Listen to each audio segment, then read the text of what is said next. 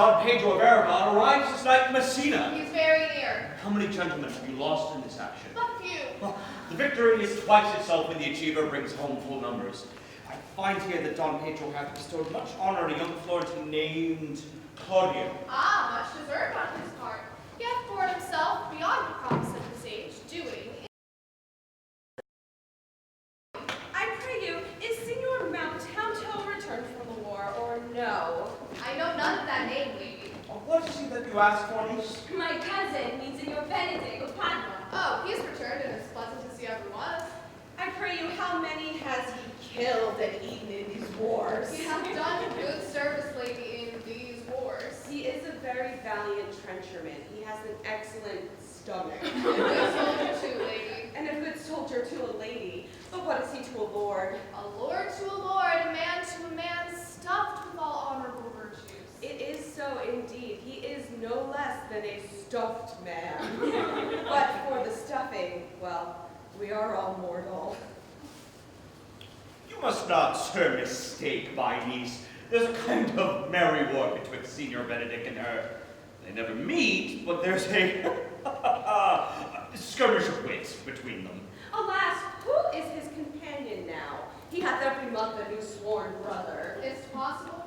Very easily possible. He wears his faith, but as the fashion of his hats, it ever changes with the next block. I see, lady, the gentleman is not in your books. No, and if he were, I would burn my study. But I pray you, who is his companion? Is there no young squarer that will make a voyage with him to the devil? He is most in the company of the right and noble Claudio. Oh Lord, he will hang upon him like a disease. He is sooner caught than the pestilence, and the taker runs presently mad. God help the noble Claudio.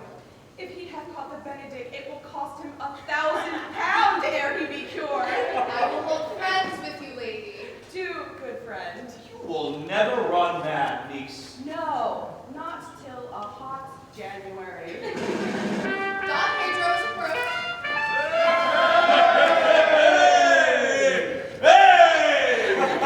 Good Signor Leonato, you are come to meet your trouble. Never come trouble to my house in the likeness of your grace. You embrace your charge too willingly. I think this is your daughter? Her mother hath many times told me so. Were you in doubt, sir, that you asked her? Signor Benedick, no. But then were you a child? You have it full, Benedick. Well, Signor Leonato be her father. He would not have she would not have his head on her shoulders for all of Messina. As like him as she is. I wonder that you will still be talking, Signor Benedick. Nobody marks you. Why, my dear lady, disdain. Are you yet living? Is it possible that disdain should die when she has such meat food to feed it as Signor Benedick? But, sir, I am loved of all ladies. Only you excepted. And I could find it in my heart that I had not a hard heart, for truly, I love none. A dear happiness to women. I thank God and my cold blood. I'm of your humor for that. I would rather hear my dog bark at a crow. Row! Than a man swear he loves me. God keep your ladyship in that mind, so some gentleman or other may escape with predestined scratched face. Scratching could not make it worse, and 'twere such a face as yours were. I would my horse had the speed of your tongue. Keep your way. In God's name, I have done. You always end with a jade's trick. I know you of old.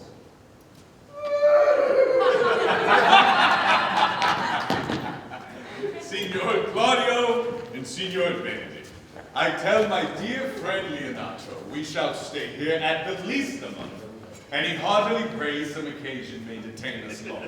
Now I dare swear he is no hypocrite, but he prays from his heart. He hath invited you all. If you swear, my lord, you shall not be forsworn. Don John, let me bid you welcome, my lord. Being reconciled to the prince your brother, I owe you all duty. I thank you. I am not of many words, but I thank you.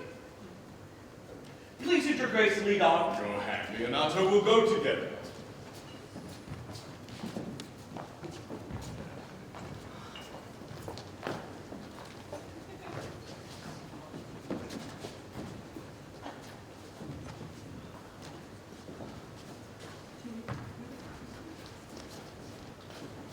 Benedick, didst thou note the daughter of Signor Leonato? I noted her not, but I looked on her. Is she not a modest young lady?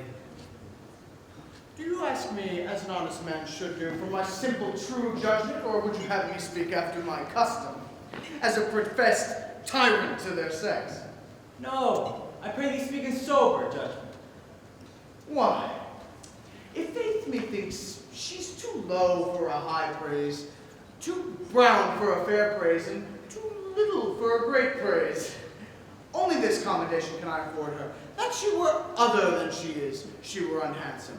But being no other but as she is, I do not like her. Thou thinkest I am in sport. I pray thee truly tell me how thou likest her. Would you buy her that you inquire after her? Can the world buy such a jewel? Yea, and a case to put it into. In mine eye, she is the sweetest lady ever I looked on. I can see yet without spectacles, and I see no such matter. There's her cousin, and was she not possessed with such a fury, exceeds her in beauty as much as the 1st of May doth the last of December. But I hope you've no intent to turn husband. Have you? I would scarce trust myself, though I have sworn the contrary, if Hera would be my wife. Just come to this. Shall I never see a bachelor of threescore again? Go, if faith, and thou wilt needs thrust thy neck into a yoke and sigh away Sundays. Look, Don Pedro is returned to seek you. What secret hath held you here that you followed not to Leonato? I would your grace constrain me to tell. Well, I charge thee on thy allegiance. Count Claudio is in love. Oh! With who? With Hero, Leonato's short daughter. This herself, so were it uttered. Like the old tale, my lord, it is not so, nor 'twas it not so, but indeed, God forbid it should be so. God forbid it should be otherwise. Amen, if you love her, for the lady is very well worth. Are you trying to fetch me in, my lord? By my troth, I speak my thought. And in faith, my lord, I spoke mine. And by my 2 troths and faiths, my lord, I spoke mine. That I love her, I feel.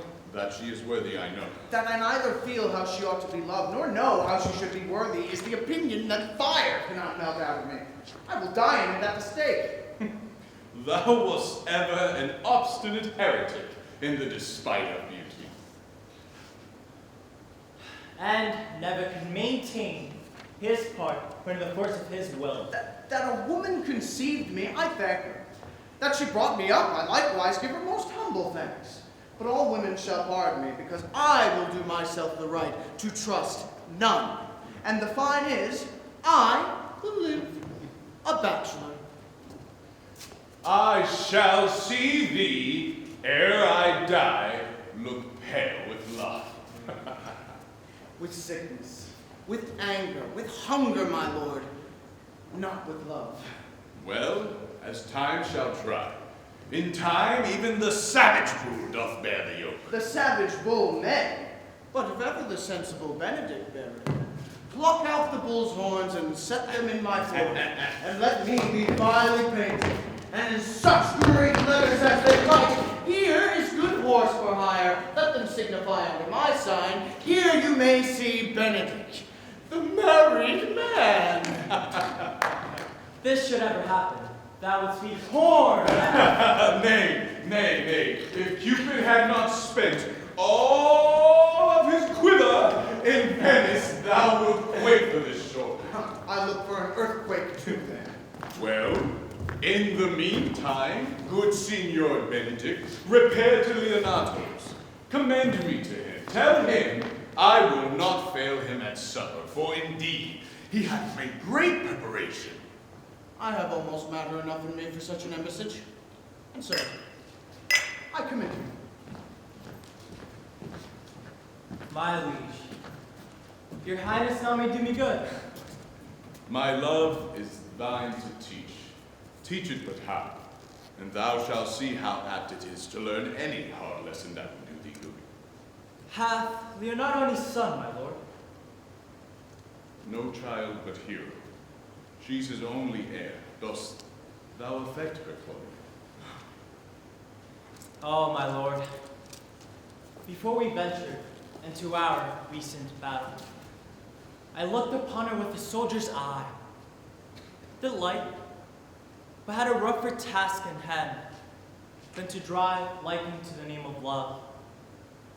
But now, all that war thoughts have left their places vacant.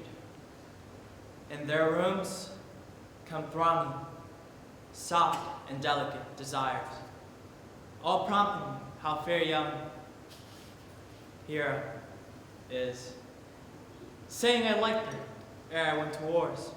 Thou wilt be like a lover presently, and tire the hero with a book of words.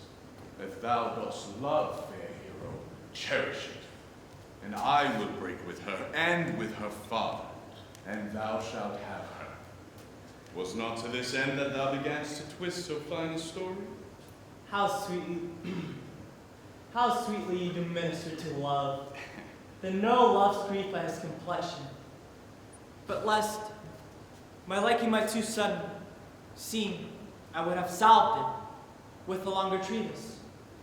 What need the bridge much broader than the flood? The fairest grant is the necessity. Look, what will serve is fit. 'Tis once thou lovest, and I will fit thee with the remedy. I know we shall have revelry tonight. I will assume thy part in some disguise, and I will tell fair Hero I am Claudio.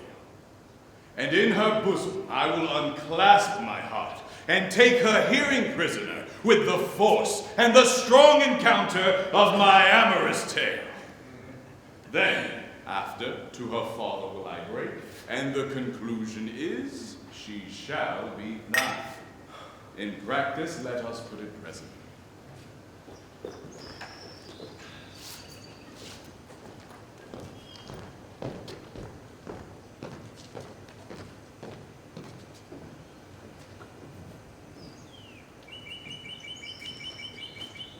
Good Signor, How now, Ursula, what news? the Prince and Count Claudio, walking just now in your orchard, were thus much overheard. Tell me what to do.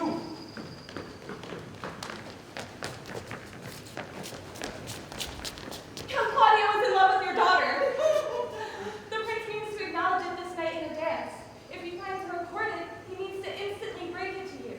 We will treat it as a dream until it appear itself, but we will acquaint her with all that she may be better prepared for an answer if her adventure this be true. Go you and tell her of it.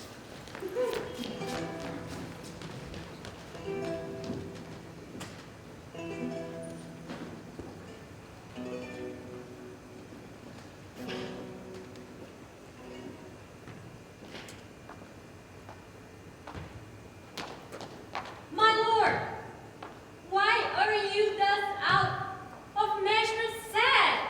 There is no measure in the occasion that breeds. Therefore, the sadness is without limit. You should hear reason.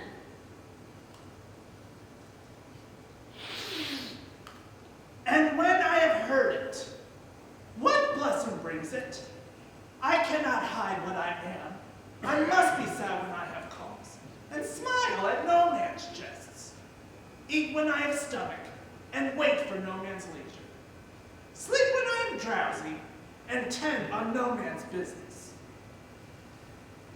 Yeah, but you must not make the full show of this. You have of late stood up against your brother, and he have taken you into his grace.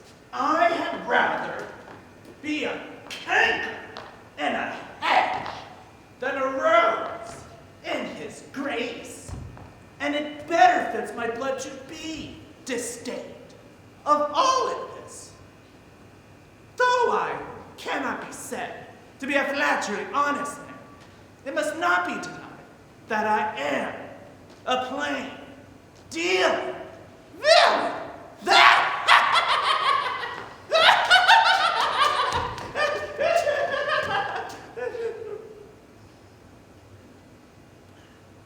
In the meantime, let me be that I am, and seek not to alter me.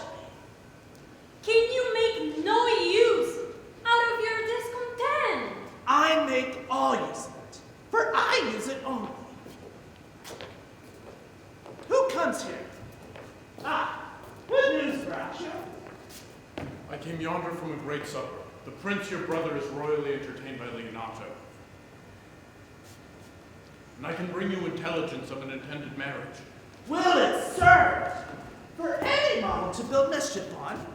What is he for a fool that betroths himself to unquietness? Marry, my lord, it is your brother's right hand. Who? The most exquisite Claudio. Yea, even he. A proper squire. And who does he look upon? Marry on Hero, the daughter and heir of Leonato. Ah, a very forward march chick. How came you to this? Comes me to the prince and Claudio, hand in hand in sad conference. I wept me in the shadows, and there heard it agreed upon, that the prince should woo Hero for himself, and having obtained her, give her to Count Claudio.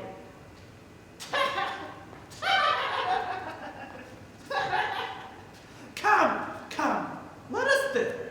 This shall prove food to my displeasure. That young startup Claudio have all the glory for stopping my attempted overthrow of my brother. If I can cross him anywhere, I bless myself every way. You are both sure and will assist me? To the death, my lord. Let us to the great supper. We'll wait upon your lordship.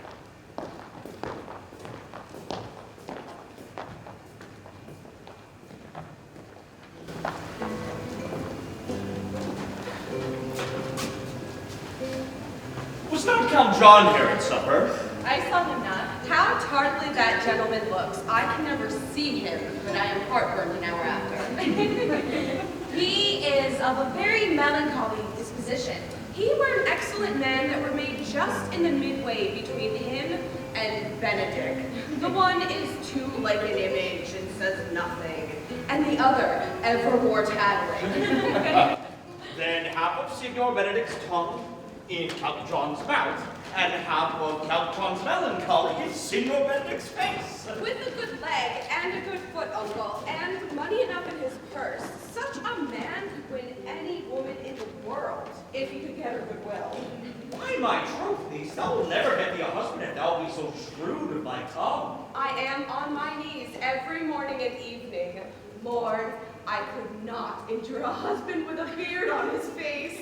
I would rather lie all night in the woolen. You may light on a husband that hath no beard. What should I do with him? Dress him in my apparel and make him my waiting gentlewoman?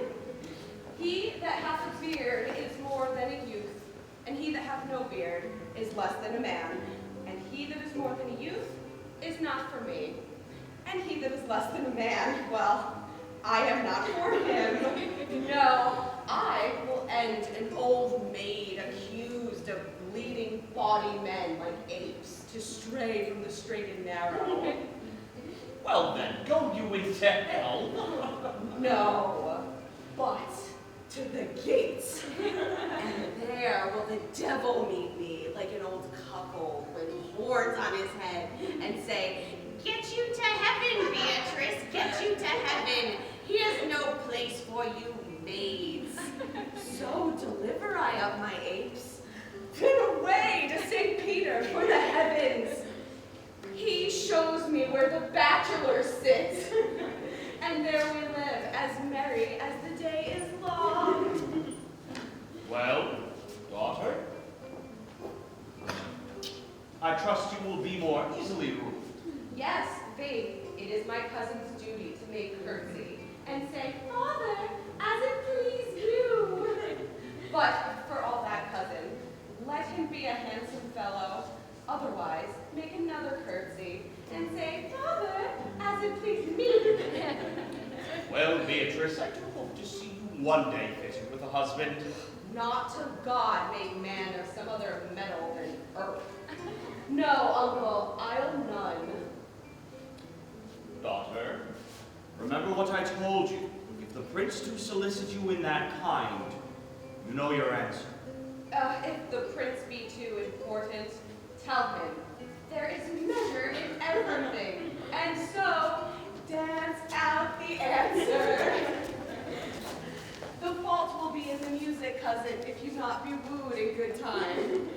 The revelers are entering.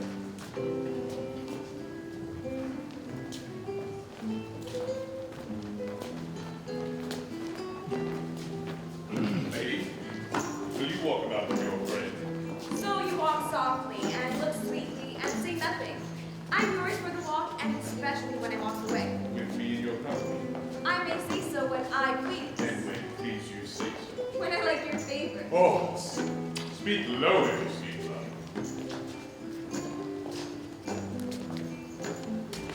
Well, I would. You did like me. So would not I, for your own sake, for I have many ill qualities. Name one. I say my prayers aloud. I love you the better. I pray God match me with a good dancer. Amen. And keep him out of my sight when the dance is done. That I am disdainful? Will you not tell me who told you so? Shall pardon me, but no. And nor will you not tell me who you are? Not now. That I had my good wit out of the 100 merry tales? Why, this was Signor Benedick that said so. What he? I'm sure you know him well enough. Not I, believe me. Did he never make you laugh? I pray you. What is he? Why, he is the Prince's jester. A very dull fool. Only his gift is in devising impossible slanders. None but libertines delight in him, and the commendation is not in his wits, but in his villainy. For he both pleases men and angers them. And then they laugh at him and beat him. I am sure that he is in the fleet. I would he had boarded me. When I know the gentleman, I will tell him what you say. Do.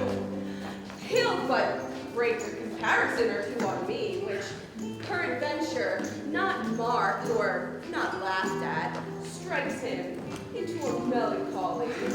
And then there's a partridge wing saved, for the fool will eat no supper that night. We must follow the leaders. In every good thing. Nay, if they lead to any ill, I will leave them at the next turning.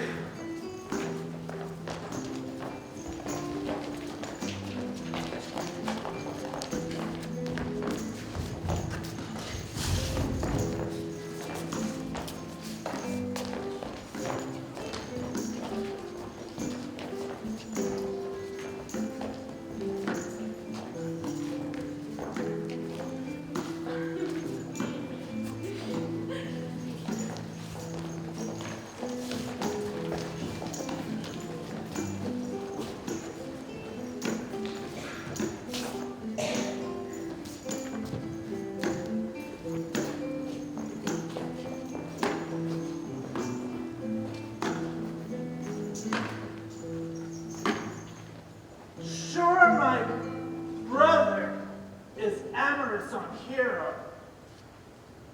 And one visor remains. And that is Claudio. I know him by his bearing. Are you not Signor Benedick? You know me well. I am he. Signor, you are very near my brother in his love. He is enamored of her. I pray you, dissuade him from her. She is no equal for his birth. You may do the part of an honest man. How know he loves her? I heard him swear his affection. So did I too, and he swore he would marry her tonight. To the banquet.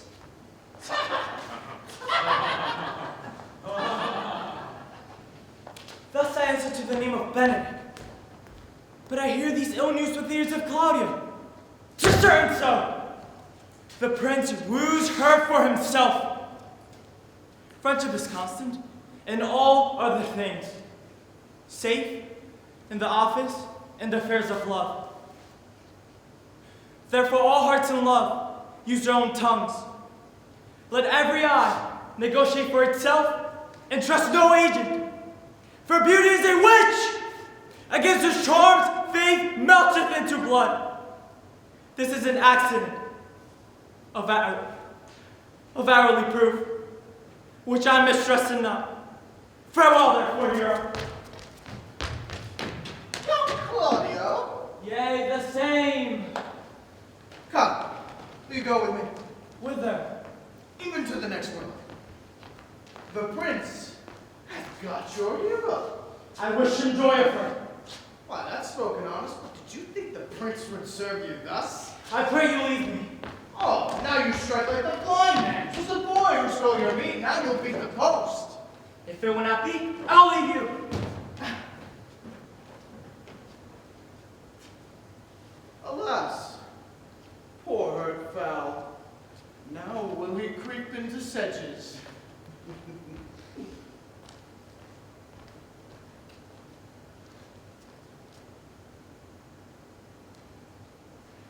But that my lady Beatrice should know me and not know me. The prince's fool. Huh? Perhaps I go under that title because I am married. Yea, but so I am apt to do myself wrong. I am not so reputed. It is the base, though bitter disposition of Beatrice that puts the world into her person and so gives me out. Well, I'll be revenged, as I may. Now, Signor, where's the Count? Did you see him? So, my lord, I found him here melancholy. I told him, and I think I told him true, that your grace had got the goodwill of this young lady. And I offered him my accompaniment to a willow tree, as to fashion him a garland as being forsaken, or to bind him up a rod as being worthy to be whipped. To be whipped? What's his fault? The flat transgression of a schoolboy who, in being overjoyed with finding a bird's nest, shows it his companion, and he steals it. Wilt thou make trust a transgression? The transgression is in the stealer. Yet it had not been amiss that the rod had been made. And the garland too, for the garland he might have worn himself, and the rod he might have bestowed upon you, who, as I take it, hath stolen his bird's nest. No. I will but teach them to sing, and then restore them to the owner. If their singing answer your saying, by my faith you say honestly. The lady Beatrice hath a quarrel to you. The gentleman that danced with her told her she is much wronged by you. Oh. She misused me. Past endurance. She told me, not thinking that I had been myself, that I was the prince's jester. That I was duller than a great thaw, huddling jest upon jest with such impossible conveyance upon me that I stood like a man at a mark, with a whole army shooting at me. Every word stabs. If her breath were as terrible as her terminations, there were no living near her. She would infect to the North Star. She would make Hercules spin. Yeah, come, talk not of her. I would to God some scholar would conjure her, for indeed, as long as she is here, a man may live as quietly in hell as in a sanctuary. So indeed, all disquiet, horror, and perturbation follows her. Look, here she comes. Will your grace command me to do any service to the world's end? I will go on the slightest errand now that you can devise. I will fetch you a toothpicker from the furthest inch of Asia rather than hold 3 words conference with this harpy. You have no employment for me? None but to desire your good company. Oh, God. Sir, here's a dish I love not. I cannot endure my lady tongue. Come, lady, come. It seems that you've lost the heart of Signor Bergen. Indeed, my lord. He lent it me a while, and I gave him use for it, a double heart for his single one. Marry, once before he wotted of me with false dice, therefore your grace may well say, I have lost it. You put him down, lady, you put him down. So I would not teach to me, my lord, lest I prove the mother of fools. I have brought Count Claudio, whom you sent me to seek. Why, how now, Count? Wherefore you sad? Not sad, my lord. How then? Sick? Neither, my lord. The Count is neither sad, nor sick, nor merry, nor well, but civil, Count, as civil as an orange, and something of that jealous complexion. Aye, brave lady. If he be so, his conceit is false. Here, I have wooed in thy name, and fair hero is won. I have brokered with her father, and his good will obtained. Name the day of marriage, and God give thee joy. Count, take of me my daughter, and with her my fortunes. His grace hath made the match, and with grace I say amen to it. Speak, Count, 'tis your cue. Silence is the perfectest herald of joy. I were but little happy if I could say how much, lady, as you are mine, I am yours. I give away myself for you and dote upon the exchange. Speak, cousin. Or if you cannot stop his mouth with a kiss and let him not speak neither.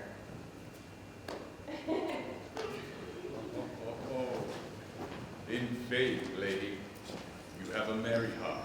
Yea, my lord, it keeps on the windy side of care. My cousin tells him in his ear that he is in her heart. And so she doth. Cousin! Good Lord for alliance! Thus goes everyone into the world but I. I may sit in a corner and cry, hi-ho, for a husband. Oh, Lady Beatrice, I will get you one. I would rather have one of your father's getting. Hath your grace near a brother like you? Your father got excellent husbands if a maid could come by them.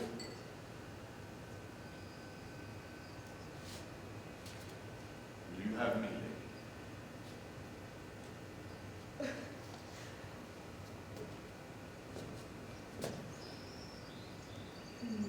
No, my lord.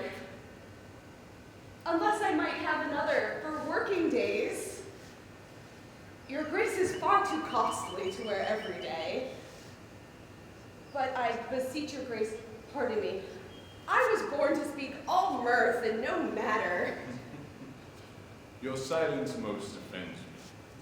And to be merry best becomes you, for out of question you were born in a merry hour. No, sure, my lord. My mother cried. But then there was a star dance, and under that was I born. Cousins, God give you joy! Niece, will you look to those things I told you of? I cry you mercy, uncle. By your grace's pardon.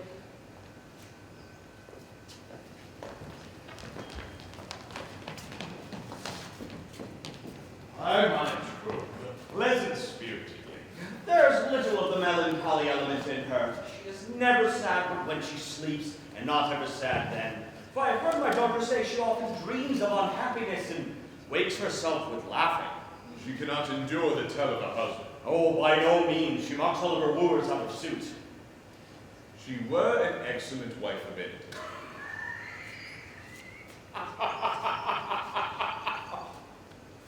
Oh, Lord, my Lord, if they were but a week married, they would talk themselves mad.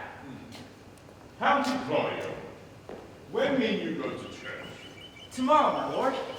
Time goes on crutches to love have all his rights. Not till Monday, my dear son, which is hence just 7 nights, and a time too brief to have all things answer my mind.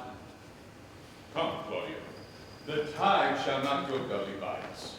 I will in the interim undertake one of Hercules' labors, which is to bring Signor Benedick, Lady Beatrice, into the mountain of affection, the one with the other. Now, I would fain have the match, and doubt not but to fashion it, if you three will but minister such assistance as I shall give you direction. My lord, I am for you, though cost me 10 nights watching. And I, my lord. You too, gentle hero. I will do any modest office, my lord, to help my cousin to a good husband. And Benedick is not the most unhopefullest husband I know. Thus far can I praise him. He is of noble strain, of approved valor, and confirmed honesty. I will teach you how to humor the cousin, so that she should fall in love with Benedick. And I, with your two helps, will so practice on Benedick that, despite his quick wit and queasy stomach, he should fall in love with Beatrice. Now, if we can do this, Cupid is no longer an archer. His glory shall be ours, for we are the only love gods. Go in with me, I will tell you my drift. Evviva!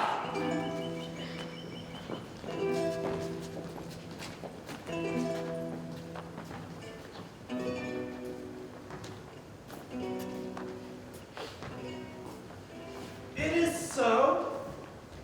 The Count Claudio shall marry the daughter of Leonardo. Yea, my lord, but I can cross it. Any bar, any cross, any impediment is medicinal to me. I am sick in displeasure with him, and whatsoever comes toward his affection ranges evenly with mine. How canst thou cross this marriage? Not honestly, my lord, but so covertly that no dishonesty shall appear in me. Show me briefly how. I remember it's been a year since I told your lordship how I am in favor of Margaret, the waiting gentlewoman to Hero. I remember. I can, at any unseasonable instance of the night, appoint her to look out at her lady's chamber window. What life is in that to be the death of this marriage? The poison in that lies in you to temper. Go you to the prince your brother, spare not to tell him that he hath wronged his honor, in marrying the renowned Claudio, whose estimation you so mightily hold up, to a contaminated stale such a one as Hero. What proof shall I make of that? Proof to misuse the prince, to vex Claudio, to undo Hero and kill Leonato. Look you for any other issue. Only to despite them, I will endeavor anything. Go then. Find me a meet hour to draw Don Pedro and the Count Claudio alone. Tell them that you know that Hero loves me. Intend a kind of zeal, as in love of your brother's honor, who hath made this match, and his friend's reputation, who is thus like to be cozened with the semblance of a maid, that you have discovered thus. They will scarcely believe this without trial. Offer them instances, which shall bear no less likelihood than to see me at her lady's chamber window. Hear me call Margaret Hero. Hear Margaret term me Claudio, and bring them to see this very night before the intended wedding. For in the meantime, I will so fashion the matter that Hero shall be absent, and there shall appear such seeming truth to her disloyalty, that jealousy shall be called assurance, and all preparation overthrown.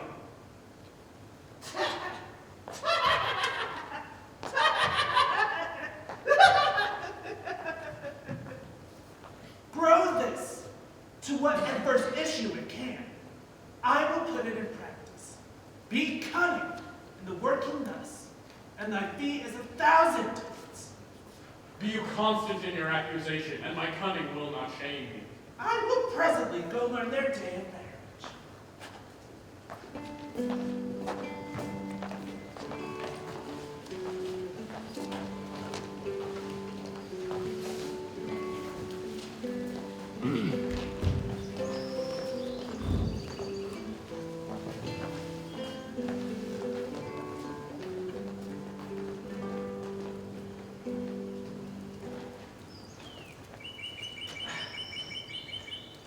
I do much wonder that one man, seeing how much another man is a fool when he dedicates his behaviors to love, will, after he hath seen such shallow follies in others, become the argument of his own scorn by falling in love. And such a man is Claudio. I have known when there was no music with him but the drum and the fife. Now having rather hear the tabor and the pipe. I have known when he would have walked 10 miles afoot to see a good armor. Now will he lie 10 nights awake, carving the fashion of a new doublet. He was one to speak plain and to the purpose like an honest man and a soldier. Now, his words are a very fantastical banquet. Just so many strange dishes.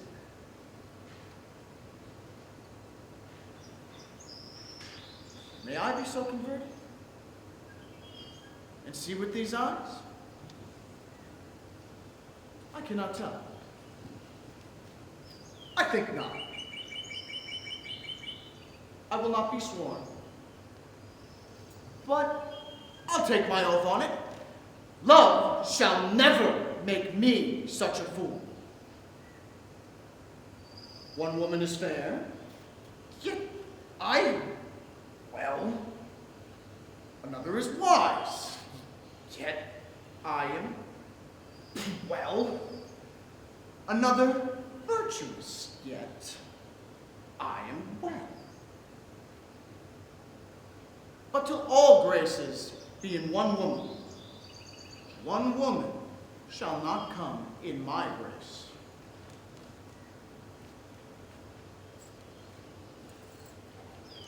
Rich she shall be, that's certain. Wise, or Alman, virtuous, or I'll never cheapen her.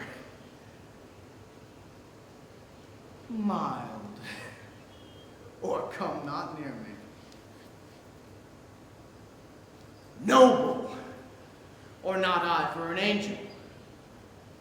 Of good discourse, an excellent musician, and her hair shall be black. Of whatever color it please God. The prince and Monsieur Love. I will hide me in the arbor. Come, come. Shall we hear this music? Yea, my good lord.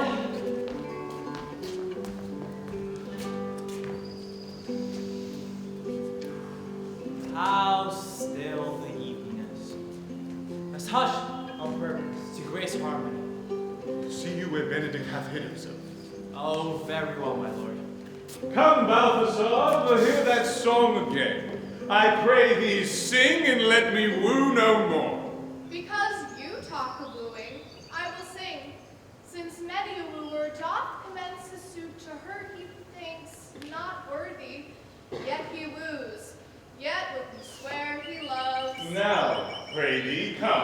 Or if thou would have longer argument, do it in notes. Now, divine heir. Under the greenwood tree, who loves to lie with me, and tune his merry note, unto the sweet bird's throat, and tune his merry note unto the sweet bird's throat. Come hither, come hither, come hither, come hither, come hither, come hither, come hither, come hither. Here shall you see no enemy, but winter and rough weather. Here shall he see no enemy, but winter and rough weather. Under the greenwood tree, who loves to lie with me, and tune his merry note, his merry, merry note, unto the sweet bird's throat, and tune his merry note unto the sweet bird's throat. Come hither, come hither, come hither, come hither, come hither, come hither, come hither, come hither. My troth, a good song. The best I can, my lord. Farewell. Come hither, Leonato. What was it you told me of today, that your niece Beatrice was in love with Signor Benedick? It's possible. I did never think that lady would have loved any man. No, nor I neither. But most wonderful that she should dote on Signor Benedick, whom in all outward behavior she seemed ever to abhor. By my troth, my lord, I cannot tell what to think of it, but that she loves him with an enraged affection. Maybe she doth but counterfeit. Faith, Oh God, counterfeit? There was never a counterfeit of passion comes so near the life of passion as she discovers it. Why? What effects of passion shows she? bait the hook well, this fish will bite. What effects, my lord? You heard my daughter tell you how. She did indeed. You amaze me. I would have thought her spirit invincible against all assaults of affection. I would have sworn it had, my lord, especially against Benedick. I should think this is a joke, but that the white-bearded fellow speaks it. It will not surely hide itself in such reverence. He hath taken the bait. Keep it up. Hath she made her affection known to Benedick? No, and swears she never will. That is her torment. 'Tis true, indeed. So your daughter says, she that hath so oft encountered him with scorn, writes of him that Beatrice loves him. Oh, she'll be up 20 times a night, and there she will sit in her smock till she reads a sheet of paper. My daughter tells us all. Now you talk of a sheet of paper. I remember a pretty jest your daughter told us of. Oh, when she had written it and was reading it over, she found Benedick and Beatrice between the sheet. That? Oh, she tore the letter into 1,000 sixpence, and Beatrice railed at herself that she would be so immodest to write to one that she know would flout her. I measure him, says she, by my own spirit, for I should flout him if he writ me. Yea, though I love him, I should. Then down upon her knees she falls, weeps, sobs, beats her heart, tears her hair, prays, curses. Oh, sweet Benedick, God give me patience. She doth indeed. My daughter says so. And the ecstasy hath so much overborne her that my daughter is sometimes afeard she will do a desperate outrage to herself. It is very true. It were good that Benedick knew of it. Were it good, think you? To what end, my lord? he would make but a sport of it and torment the poor lady worse. She is an excellent sweet lady, virtuous. And exceeding wise. In everything but in loving Benedick. Oh, wisdom in blood combating in so tender a body. I am sorry for her, as I have just cause being her uncle and her guardian. I pray, tell Benedict of it. Hear what he will say. Were it good, think you? Hero thinks surely she will die. For she says she will die if you love her not. She will die. Ere she make her love known, she will die, if he woo her. If she make tender of her love, 'tis very possible he'll scorn it, for the man, as you know all, hath a contemptible spirit. He is a very proper man. He hath indeed a good outward happiness. Before God, and in my mind, very well. He doth indeed show some sparks that are like wit. And I take him to be valiant. As Hector, I assure you, and in the managing of quarrels, you may say he is wise, for either he avoids them with great discretion, or he undertakes them with the most Christian-like fear. If he do fear God, he must necessarily keep peace. And so will he do, for the man doth fear God. Well, I am so sorry for your niece. Shall we go seek Benedict and tell him of her love? No, let her word out with a good counsel. No, she may wear her heart out first. Well, we'll hear further of it by your daughter. Let it cool a while. I love Benedict well. I just wish he would modestly examine himself to see how unworthy he is so good of me. My lord, we can walk. Dinner is ready. If we do not dote on her upon this, I will never trust my expectation. Let us send her to call him into dinner.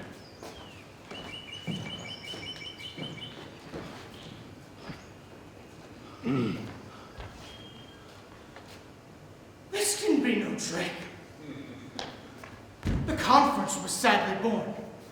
They have the truth of this from Hero. They seem to pity the lady.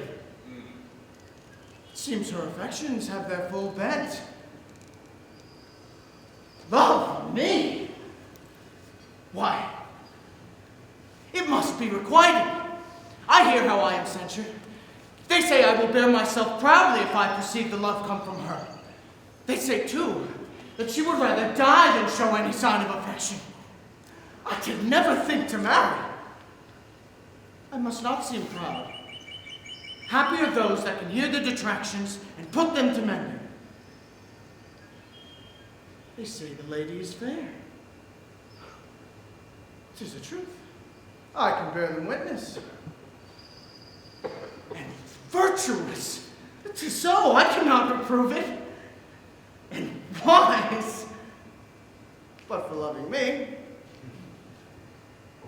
By my faith, it is no addition to her wit, nor no great argument to her folly, for I will be horribly in love with her. I have railed for so long against marriage, but doth not the appetite alter? A man loves the meat in his youth that he cannot endure in his age. Shall these quips and sentences and paper bullets of the brain awe a man from the career of his humor? No! The world must be peopled. When I said I would die a bachelor, I did not think I should live till I were married. Here comes Beatrice. By this day, she is a fair lady. I do spy some marks of love in her.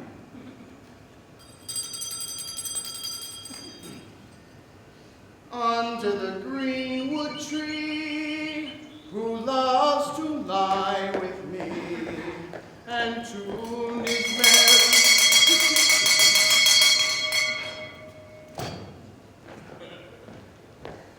Against my will, I am sent to bid you come into dinner. Fair Beatrice, I thank you for your pains.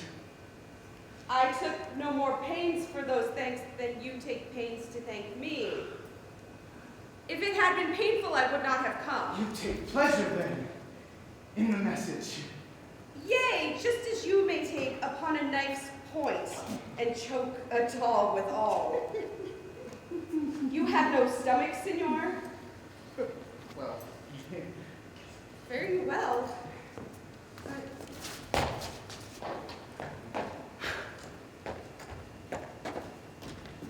against my will, I am sent to bid you come into dinner. There's a double meaning in that.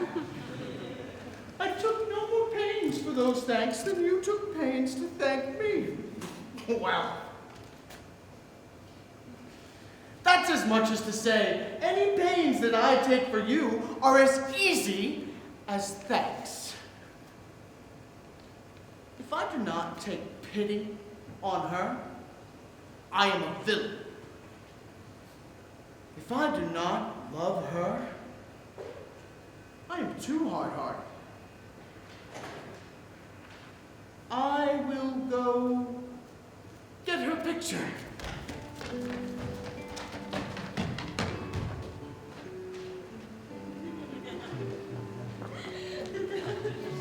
Good Margaret!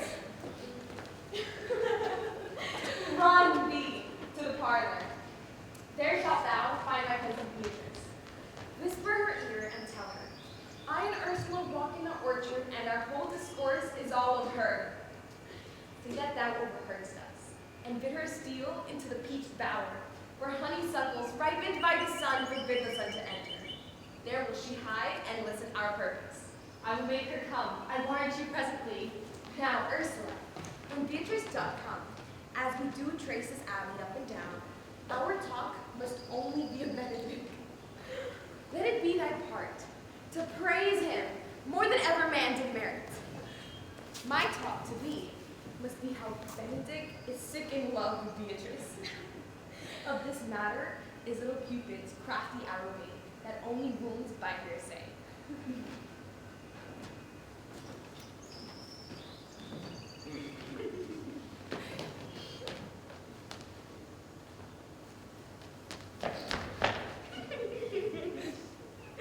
Now begin to look for Beatrice, like a lapwing bird once close by the ground. The pleasantest angling is to see the fish greedily devour the treacherous bait.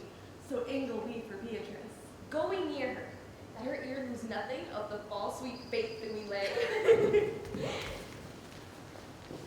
No, truly, Ursula, she is too disdainful. I know her spirits are as wild and coy as hawks of the rock. But are you sure that Benedick loves Beatrice so entirely? So says the prince and my new betrothed lord.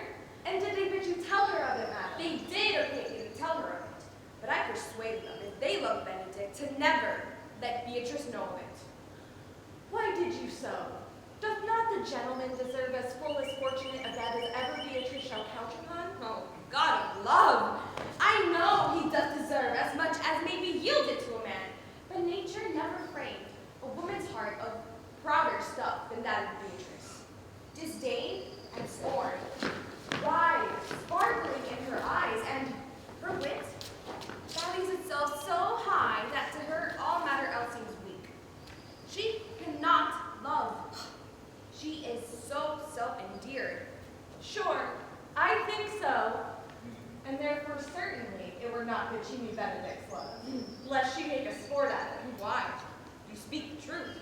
I never yet saw a man how wise, how noble, how rarely featured, but she would rearrange it backward. If fair-faced, she would swear the gentleman be her sister.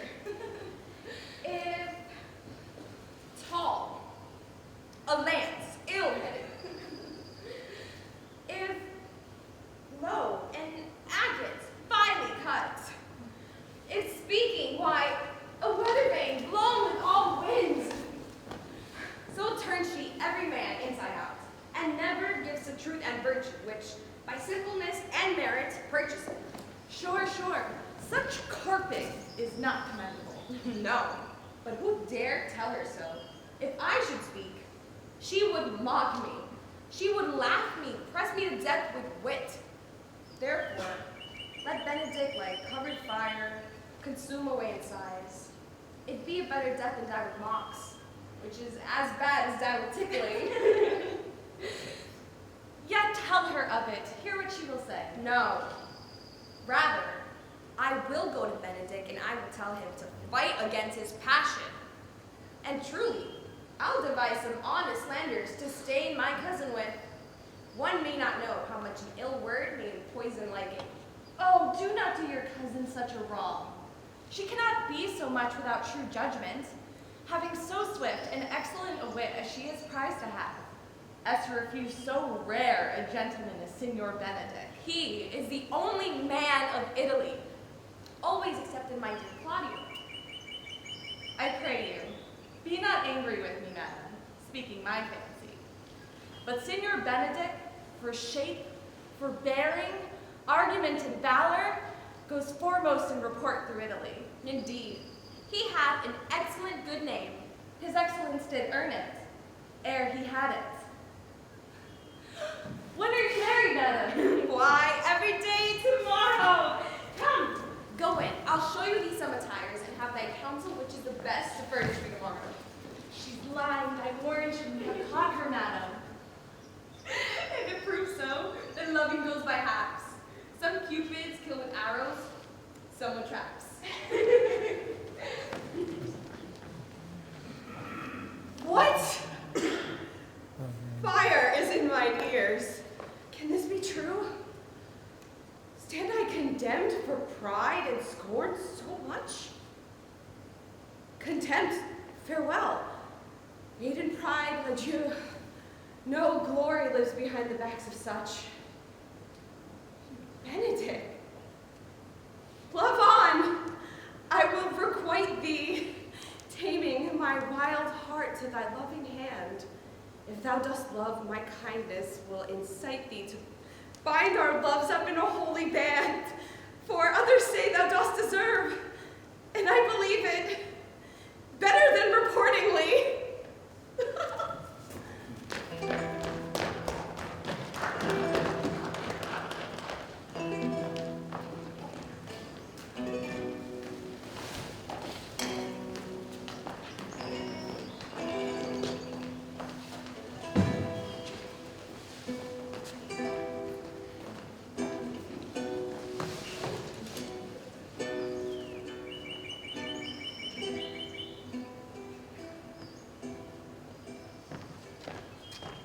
I do but stay till your marriage be consummate, and then go I toward Aragon.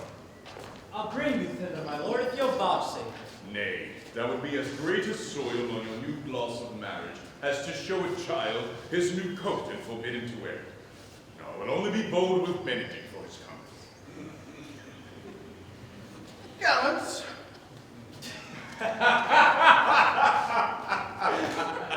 I am not as I have been. So say I. Methinks you're sadder. I hope you be in love. Oh, hang him truant. There's no true drop of blood left in him to be truly touched with love. If he be sad, he wants money. I have the toothache. Oh! Pull it! Hang it. You must hang it first and pull it afterwards. What? Sigh for a toothache? Well, everyone can master a grief, but he that has it. Yes, say I. He's in love. There's no appearance of fancy in him, unless it be a fancy that he hath to strange disguises, as to be a Dutchman today, or a Frenchman tomorrow, or in the shape of two countries at once.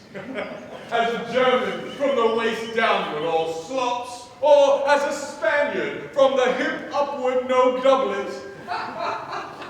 Unless he hath a fancy to this foolery, as it appears he hath, then he is no fool for fancy, as you would have him appear he is. If he be not in love with some woman, There's no believing old signs. Hath any man seen him at the barber's?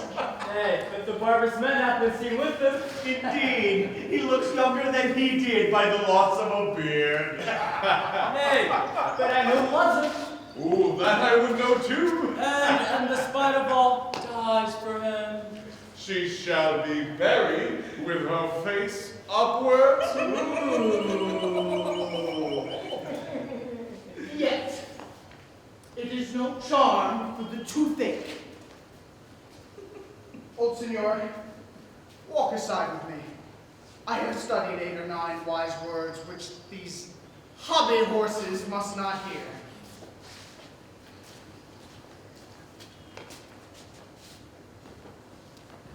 My life, to break with him about Beatrice.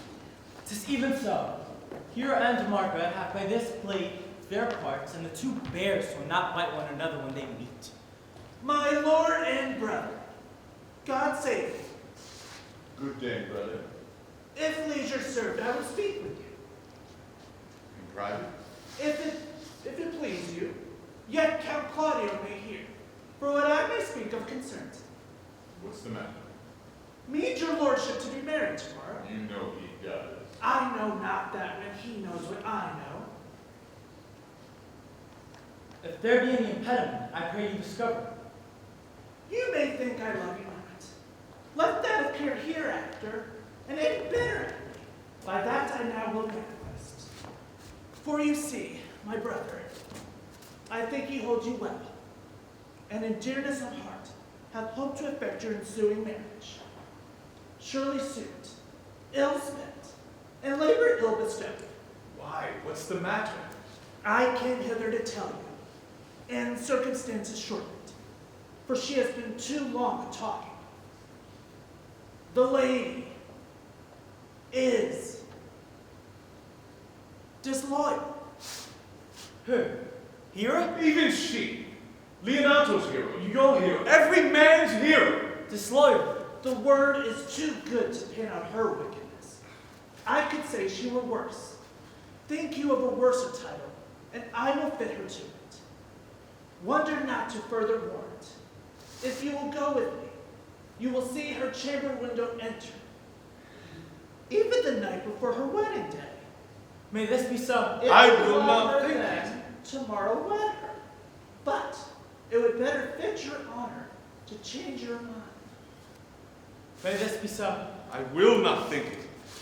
If you trust not that you see, confess not that you know. If you will follow me, I will show you enough. And when you have seen more and heard more, proceed accordingly. If I see anything tonight, why should not marry her tomorrow in the congregation where I should wed? There I will shame her. And as I have wooed for thee to obtain her, I will join with thee to disgrace her. I will disparage her no further till you are my witnesses. Bear it coldly but till midnight, and let the issue show itself. Oh, day untowardly turned! Oh, mischief, strangely thwarted. Oh, plague right well prevented. So will you say, when you have seen the sea.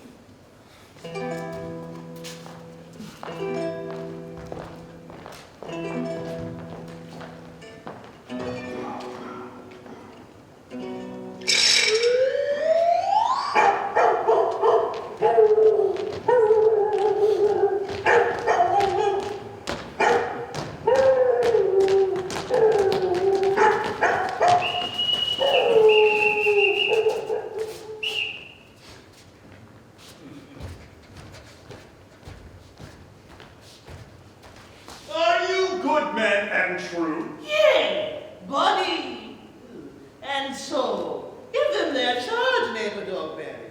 First, who think you the most desertless man to be constable? Why, you outtake, sir, or Francis Seacole. They can write and read. Come hither, neighbor Seacole. God hath blessed you with a good name. To be a well-favored man is the gift of fortune, but to right and read comes by nature. Yes, both which, Master Constable? You have. I knew it would be your answer. You are thought here to be the most senseless and fit man to be constable of the watch. Therefore, bear you the lantern.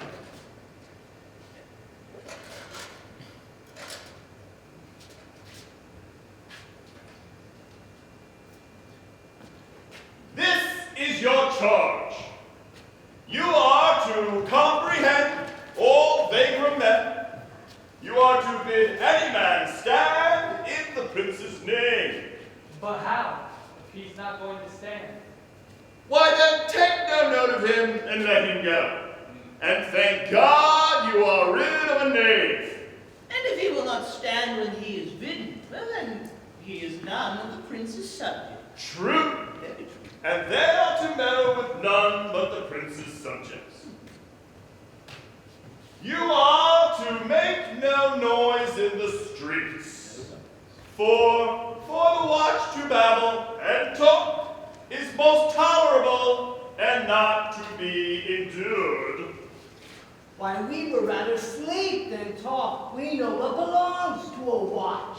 Why, you sound like a most ancient and quiet watchman. For I cannot see how sleeping should offend. Only have a care that your bills be not stolen. Well then, you are to call at all the alehouses and bid those that are drunk get them to bed. But how if they will not?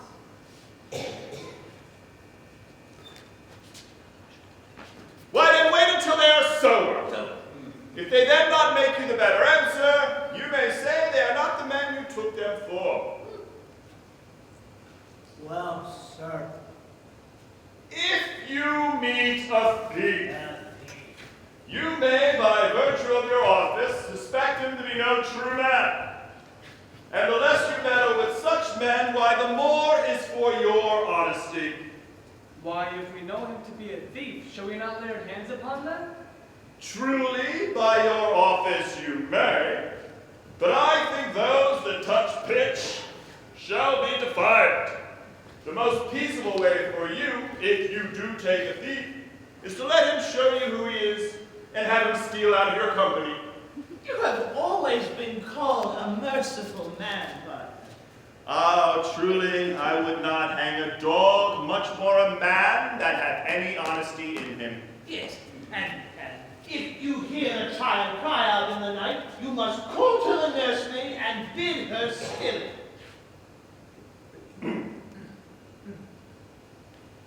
If you hear a child cry in the night, you must call to the nursemaid, bid her still it. How if the nurse be asleep and will not hear us? Why then go in peace and let the child wake her with the crying. 'Tis very true, good neighbor, very true.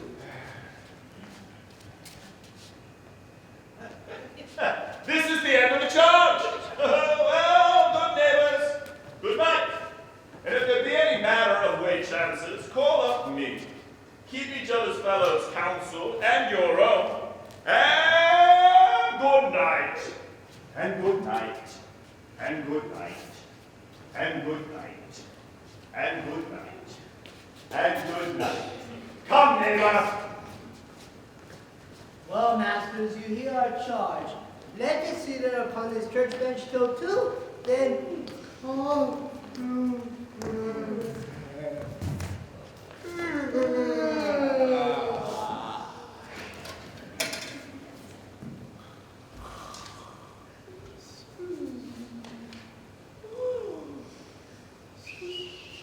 One word more, good neighbor. one word more. I pray you keep a watch about Signor Leonato's door. For the wedding being there tomorrow, there is a great coil tonight. Coil. Adieu. Be vigilant, I beseech you. And good night. And good night. And good night. And good night. And good night.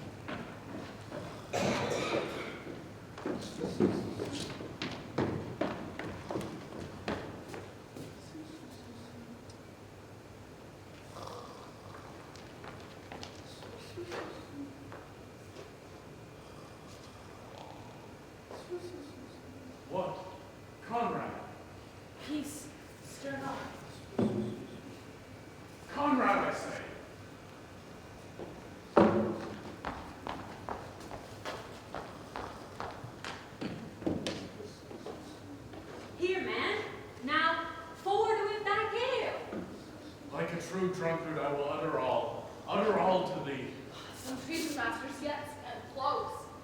Therefore, know that I have earned of Don John 1,000 ducats. Is it possible that any villainy should be so dear?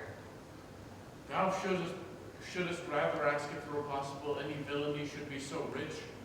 For when rich villains have need of poor ones may make what price they will. Villains! Didst thou not hear somebody? No! Who's the vein of the house? Speak! Tell me about the villainy. I have tonight wooed Margaret, the waiting gentlewoman to Hero. By the name of Hero, she leads me out her mistress's chamber window and bids me 1,000 times good night. I tell this tale vilely. First, I should tell thee how the prince, my master, and Claudio, planted and placed and possessed by my master Don John, saw afar off this amiable encounter. And what they? Margaret was Hero. Two of them did, the prince and Claudio. But the devil, my master, knew she was Margaret, and partly by his oaths, which first possessed them, partly by the dark night, which did deceive them, but chiefly by my villainy, which did confirm any slander that Don John had made. Away went Claudio in rage, swearing he will reveal the affair tomorrow before the whole congregation, leaving Hero without a husband. Charge up, the princess and snap! Call up the right, Master Constable. We have here recovered the most dangerous piece of lechery to ever be discovered in our commonwealth. Masters! Stop. You will be made this villainy come forth, I warn you. Masters! Never speak. We charge you. Let us obey you to go with us. We are like to make a goodly commodity being taken up by these. We're obeying you.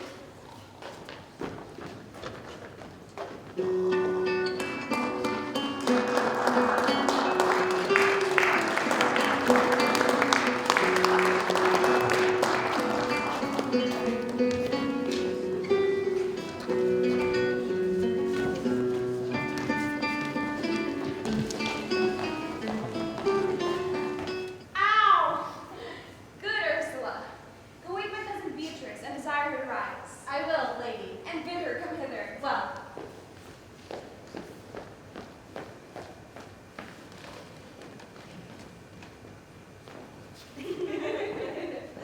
Troth, I think your other bravado were better. No, pray thee, good Meg, I'll wear this. By my troth's not so good, and I warrant your cousin will say so. My cousin is a fool, and thou art another.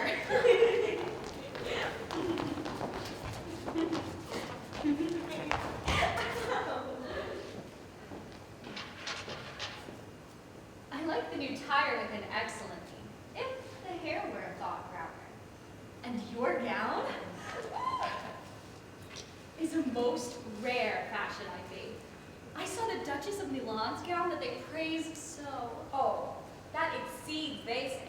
By my troths, but a nightgown in respect of yours, cloth of gold and cuts, and laced with silver, set with pearls, down sleeves, side sleeves, and skirts, round underborne with the bluish tinsel. But for a fine, quaint, graceful, and excellent fashion, yours is worth 10 on't. Oh God, give me joy to wear it, for my heart is exceeding heavy. 'Twill be heavier soon by the weight of man. Fire upon me! Art not ashamed? Of what, lady? Of speaking honorably? Is not marriage honorable in a beggar? Is not your lord honorable without marriage? I think you would have me say, saving your reverence a husband, and that, lady, do not rest your speaking. I'll offend nobody. Is there any harm in the heavier for a husband? None, I think. And it be the right husband and the right wife. Otherwise, 'tis light and not heavy. Ask my lady Beatrice, here she comes. Good morrow, cuz! Good morrow, sweet hero. Why, how now? Do you speak in a sick tune? I'm all out of other tune, methinks. 'Tis almost 5 o'clock, cousin. 'Tis time you were ready. Oh, by my troth, I am exceeding ill. Hi-ho. For a hawk, a horse, or a husband? For the letter that begin them all. Ha! Well, and you be not turned to Turk? There's no more sailing by the star. What means the fool trow? Nothing I, but God send to everyone their heart's desire. These gloves the Count sent me, they're of an excellent perfume. Oh, I'm stuffed, cousin, I cannot smell. A maid and stuff? There's a goodly catching of cold. Oh, God help me. God help me. Since when have you professed apprehension? Even since you left it. Doth not my wit become me rarely? Oh, it is not seen often enough. You should wear it in your cap. Oh, by my troth, I'm sick. Get you some of this distilled Cardus Benedictus and lay it to your heart. 'Tis the only thing for a qualm. There thou, prickest her with a thistle. Benedictus? Why Benedictus? You have some moral in this Benedictus? Moral? Truth, no, I have no moral meaning. I meant plain holy thistle. You may think perchance that I think you are in love. Nay, by Our Lady, I am not such a fool to think what I list. Nor I list not to think what I can, nor indeed I cannot think. I rather think my heart out of thinking that you are in love, or that you will be in love, or that you can be in love. Yet, Benedick was such another, and now he's become a man. He swore he would never marry, and yet now, in despite of his heart, he eats his meat without grudging. And how you may be converted, I know not, but methinks you look with your eyes as other women do. What pace is this thy tongue keeps? Not a false gallop. Madam, withdraw. The prince, the count, Signor Benedick, Don John, and all the gallants of the town are come to fetch you to church. Hope the dress be because. Good Meg, good Ursula.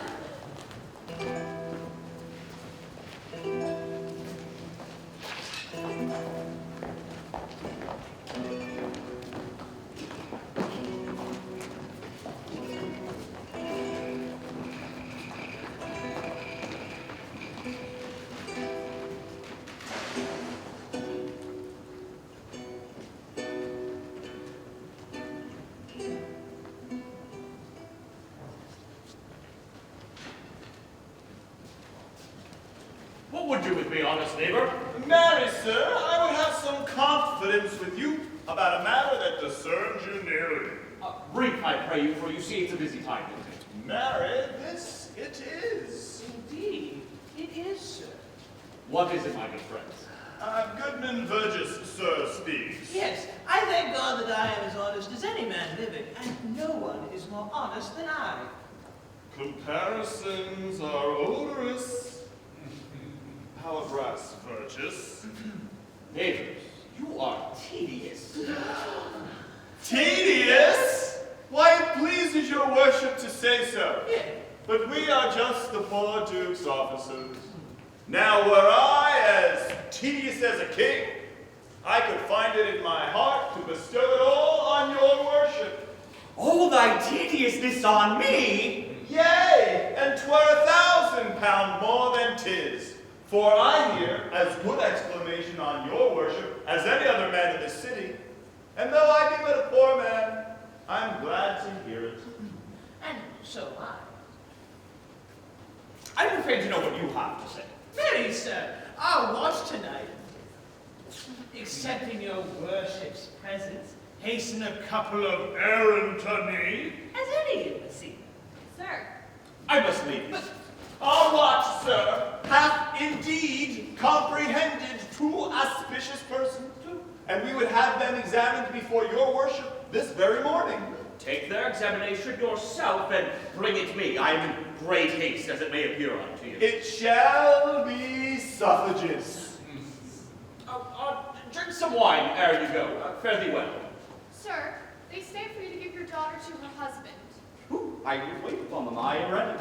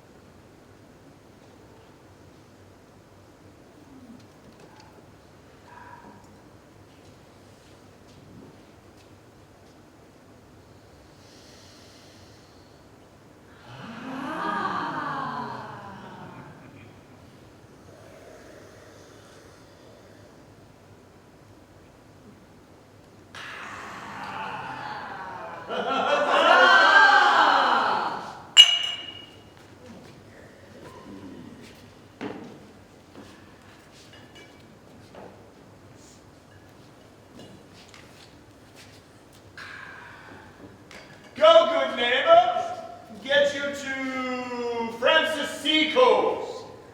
Bid him bring his pen and inkhorn to the jail, for we are to examination these men.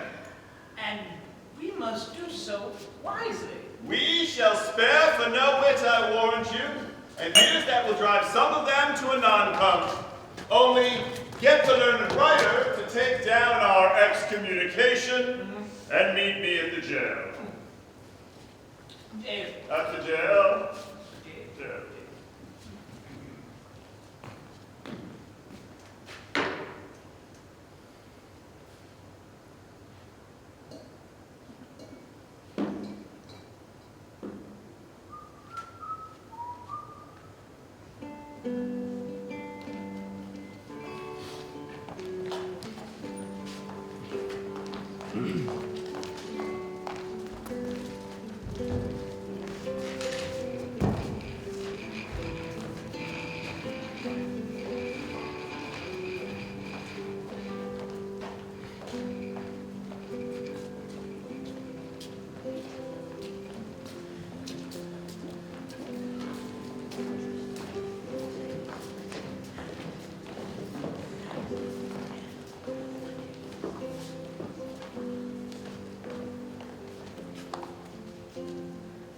Come, Friar Francis, be brief. Only to the plain form of marriage, and you shall recount their particular duties afterwards.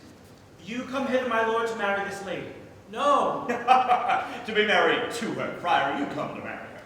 Lady, you come hither to be married to this count. I do.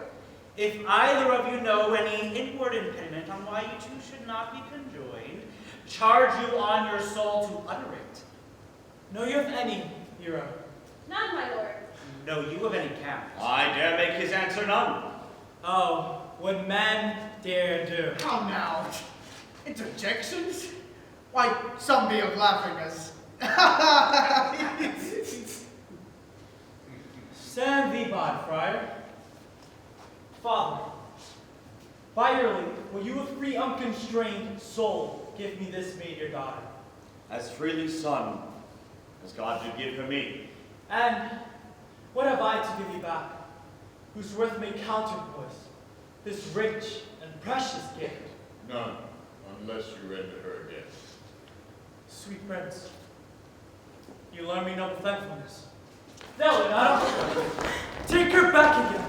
Give not this rotten fruit to your friend. She is but the sign and semblance of her honor. Behold, how like a maid she blushes here. Would you not swear, all you that see her, that she were a maid by these exterior shows? But she is none. She knows the heat of a lavish bed. Her blush is guiltiness, not modesty. What do you mean, my lord? Do not knit my soul to an unapproved wanton. My lord, if you in your own right have vanquished the resistance of her youth and made defeat of her virginity. I know what you were saying. If I had known her, you will say she did embrace him as a husband, and so extenuate the aforesaid sin. No, Leonardo, I never tempted her with words too large, but as a brother to her sister, showed bashful sincerity and comely love. It seemed ever otherwise to you. See me? But you are more intemperate in your blood than Venus, or those pampered animals that rage in savage sensuality. Sweet prince, why speak not you? What should I speak? I stand dishonored that I've got about to link my dear friend to some common stare. Are these things spoken? Or do I but dream? Sir, they are spoken, and these things are true. This looks not like a nuptial. True. Oh, God. Leonardo, stand I here. Is this the prince? Is this the prince's brother? Is this face here? Are our eyes our own? All this is so, but what of this, my lord? Let me but move one question to your daughter. And by that fatherly and kindly power that ye hold in her, bid her answer truly. I charge thee to do so as thou art my child. Oh, God. Defend me. How am I beset? What kind of catechizing call you this? To make you answer truly to your name. It is not hero.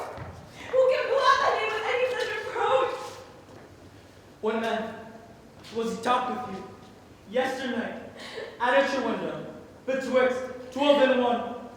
Now if you're a maid, answer to this! I talked with no man at that hour, my lord. Why, then you are no maiden. Leonato, I am sorry that you must hear, but upon mine honor, myself, my brother, and this grieved count did see her, hear her, at that hour last night talk with a ruffian at her chamber window, who hath most like a liberal villain confessed the violent counsels they have had 1,000 times in secret. Fie. They are not to be named, my lord, not to be spoken.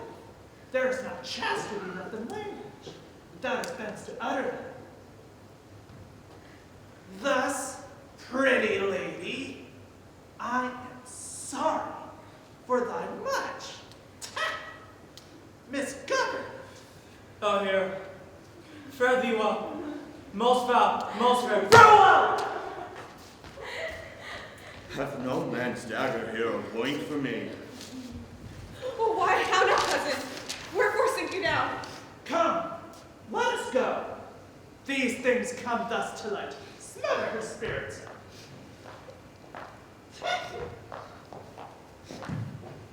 How doth the lady? Dead, I think. Help, uncle. Hero. Why, hero? Uncle. Signor Benedick. Friar. Oh, fate, take not away thy heavy hand. Death is the bearer's cover for her shame that may be wished for. Oh, why, how now, cousin? Hero. Have comfort, lady. Dost thou look up? Yea, wherefore should she not? Wherefore?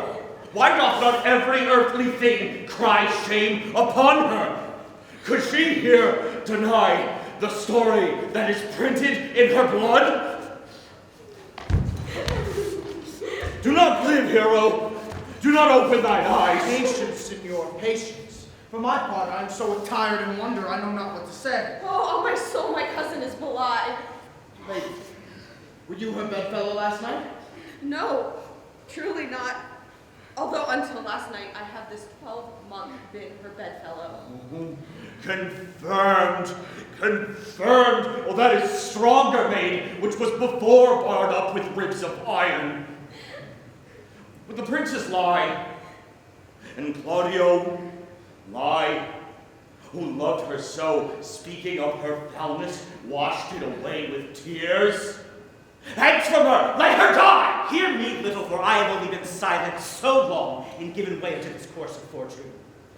Call me a fool. Trust not my reading, nor my observations, which with experimental seal doth warrant the tenor of my book. Trust not my age, my calling, my reverence, nor my divinity. If this sweet lady lie not guiltless under so biting error, Friar, it cannot be. Thou seest that all the grace that she hath left, if she will not add to her damnation a sin of perjury. She not denies it. Why seekest thou then to cover with excuse that which appears in proper nakedness? lady, what man is he that you are accused? Nay! No man who is accused of me, I know none. If I know more than any man alive, then that which maiden modesty doth warrant, that all my sins lack mercy. Holy Father, prove you that I converse with any man at hours of meat, or that I yesternight maintain the change of words with any creature. Refuse me, hate me, torture me to death. There is some strange misprisons in princes. The two of them have the very bent of honor. And if their wisdoms be misled in this, the practice of it lies in John the Bastard, whose spirits toil in villainies. I know not. If they speak but the truth of her, these hands shall tear her. But if they wrong her honor, the proudest of them shall well hear of it. Time hath not yet dried this blood of mine, and they shall find both awakened strength of limb and mind to quit me of them thoroughly. Pause a while, and let my counsel sway you in this case. Your daughter here, the princess left for dead. Let her a while be secretly kept in, and publish it that she is dead indeed. Maintain a mourning ostentation, and on your family's old monument hang mournful epitaphs, and do all rites that appertain unto a burial. What will come of this, friar? What will this do? Marry this well carried shall on her behalf change slander to remorse.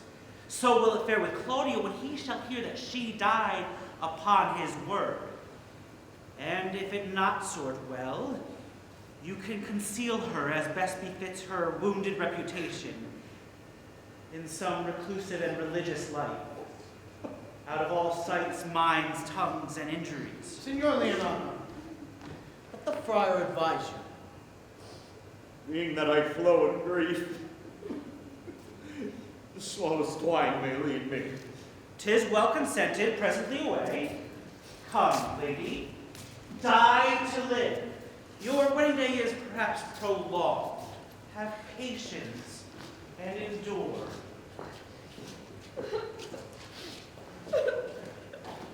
Lady Beatrice, have you wept all this while? Yea, and I will weep a while longer. I will not desire that. You have no reason. I do it freely. Surely I do believe your fair cousin is wrong. Ah, how much might the man deserve of me that would right her? Is there any way to show such friendship? Very even way, but no such friend. May a man do it? It is a man's office, but not yours.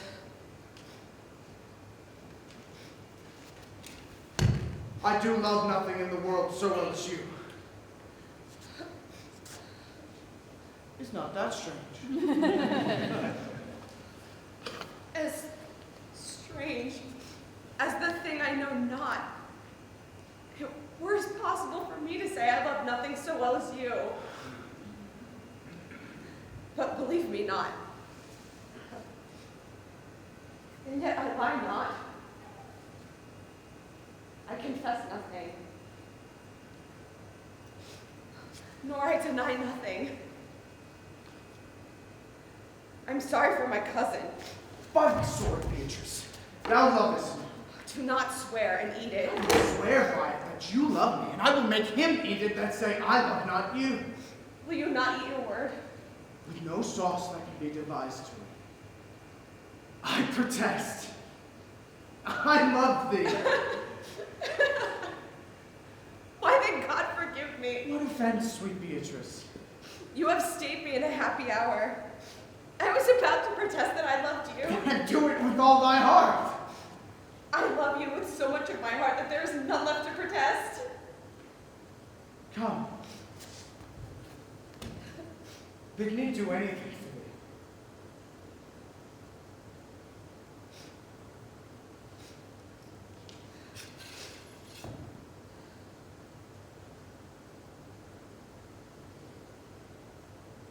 Kill Claudio.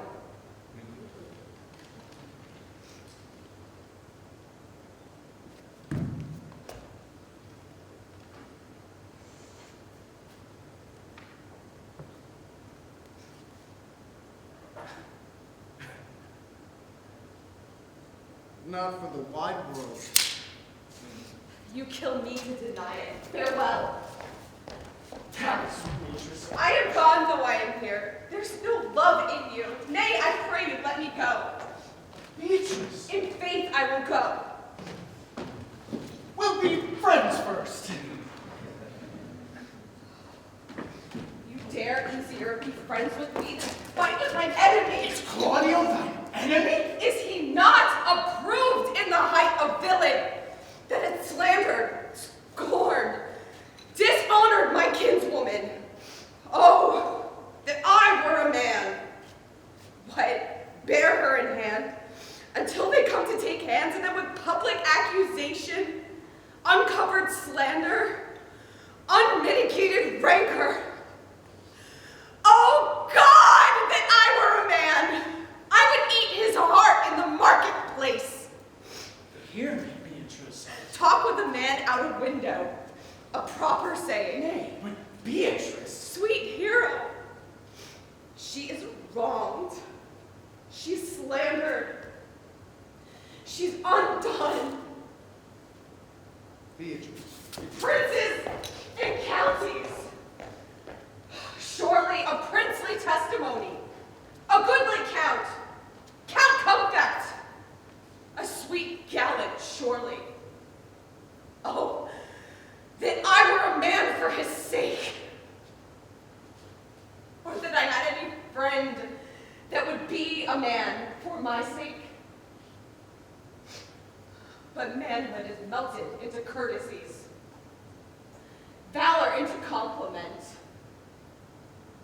and men are only turned into tongues, and trim ones too. He's now as valiant as Hercules, that only tells a lie and swears it. I cannot be a man with wishing.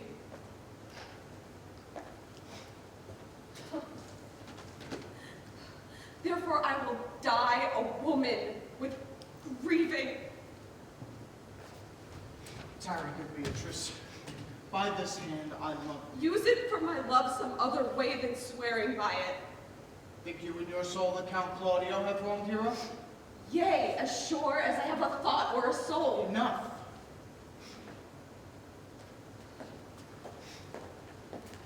I am engaged. I will challenge him. I will kiss your hand, and so leave you. By this hand, Claudio shall render me a dear account. As you hear of me, so think of me. Go. Comfort your cousin. I must say she is dead. And so,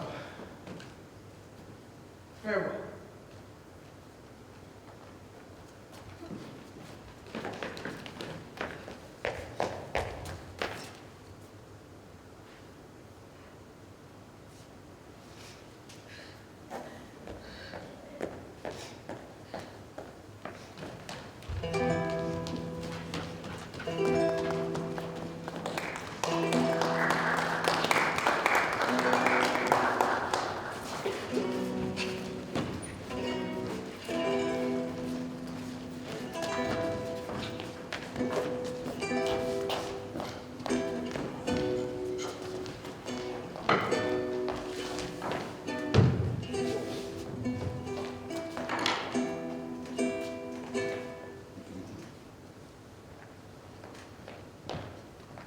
Is our whole assembly appeared? A stool, a sexton.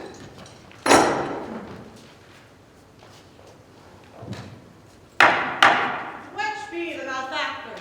Married, that am I, and my partner. Nay, that is certain. And we have the suspicion to examine.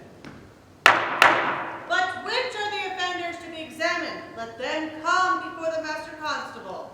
Yea, let them come before me.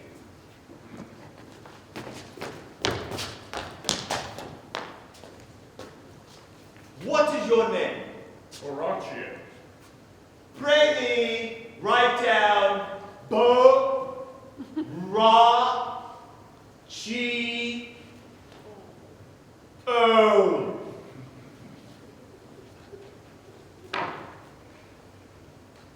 And your name, madam? I am a lady. My name is Conrad. Write down Lady Conrad.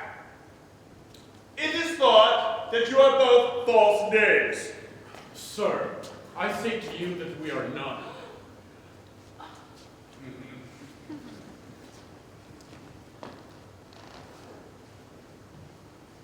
Why, they are both in a false tale. Master constable, you go not the way to examine. You must go forth to watch that they are their accusers. Yea, Mary, that is the way. Let the watch come forth. Masters, I charge you in the prince's name, accuse these two. This man said, sir, that Don John, the prince's brother, John a villain? Why, this is flat perjury to call a prince's brother a villain. Master Constable. Pray, fellow, peace. I do not like thy look.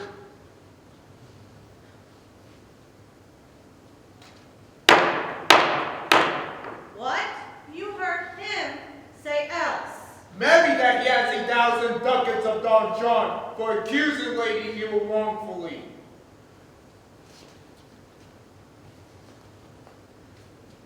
Why, this is flat burglary if ever were committed. Yea, by mass that it is.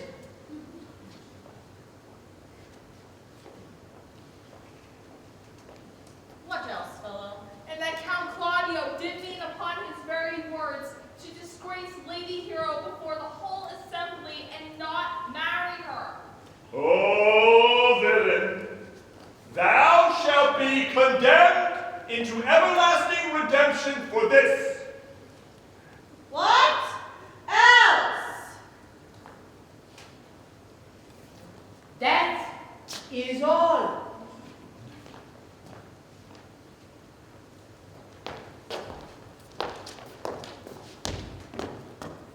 And this is more, masters. Can you deny? Prince John this morning secretly stolen away. Hero in this manner accused, and in this very manner refused, and upon her grief has suddenly died. Master Constable, let these two be bound and brought to Leonado's. I will go before and show him their examination.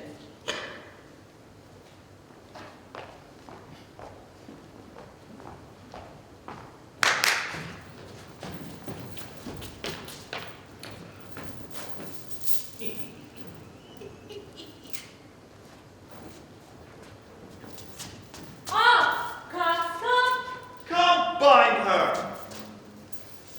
Thou naughty varlet.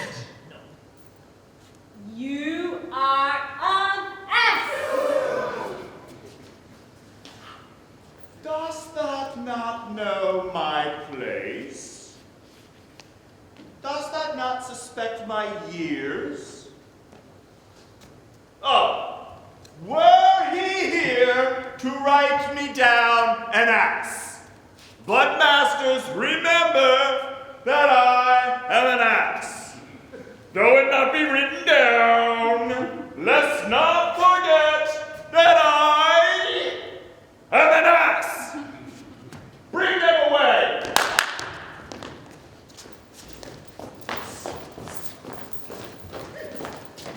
Oh, that I had been writ down an ass.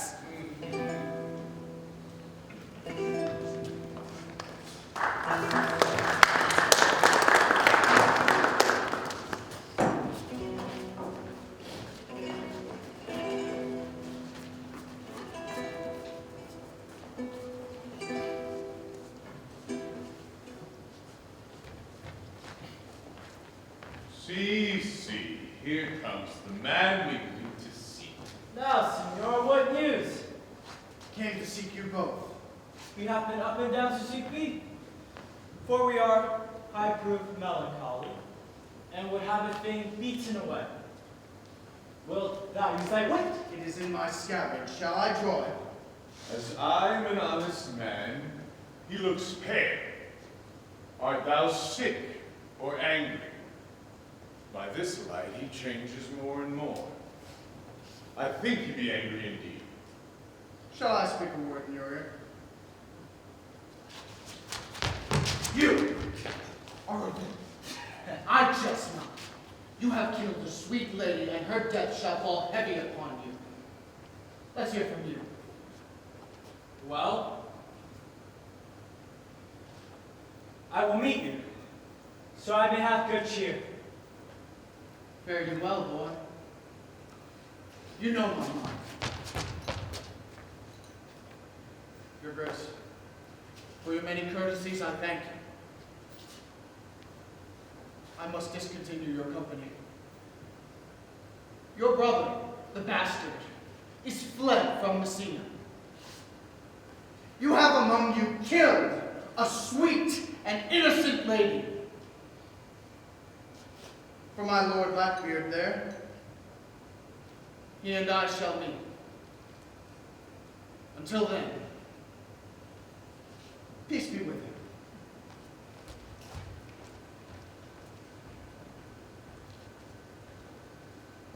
He is in earnest. In most profound earnest. And I'll warn you, for the love of Beatrice. And hath challenged thee? Most sincerely. What a pretty thing a man is when he goes in with his doublet and his hose, and he leaves off his wit. But soft, just let me be.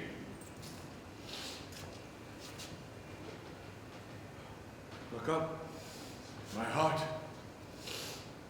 be sad.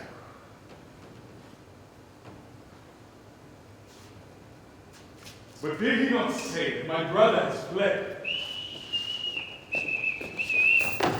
What? Now, two of my brother's cohorts bound, Horatio one. Hearken after their offense, my lord. Officers, what offense have these men done? Marry, sir, they have committed false report. Moreover, they have spoken untruths. Secondarily, they are slanders. Sixth, and lastly, they have belied a lady. Third, they have verified unjust things. And to conclude, they are lying names. Who have you offended, masters, that you are thus bound to your answer? This learned constable is just too cunning to be understood. Tell me, what is your offense? Sweet prince, I have deceived even your very eyes. For what your wisdoms could not discover, these shallow fools have brought to light.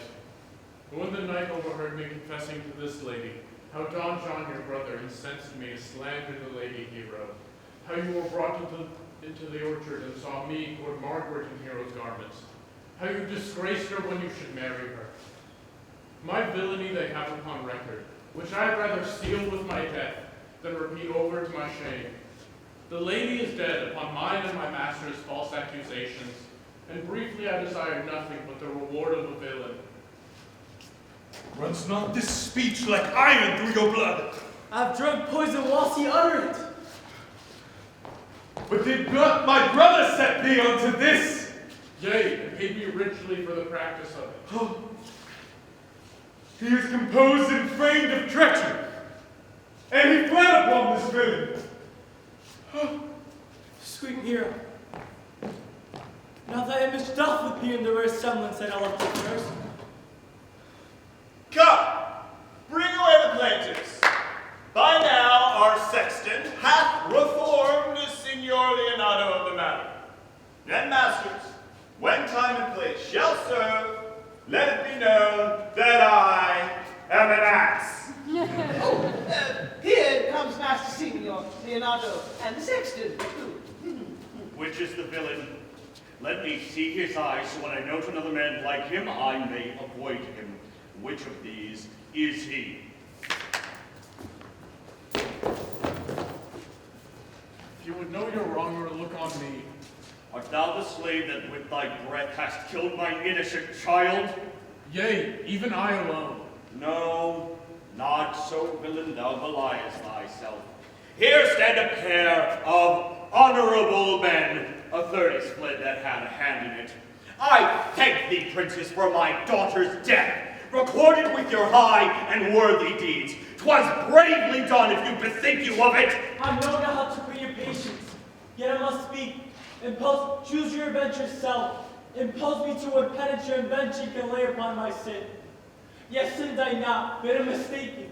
By my soul nor I.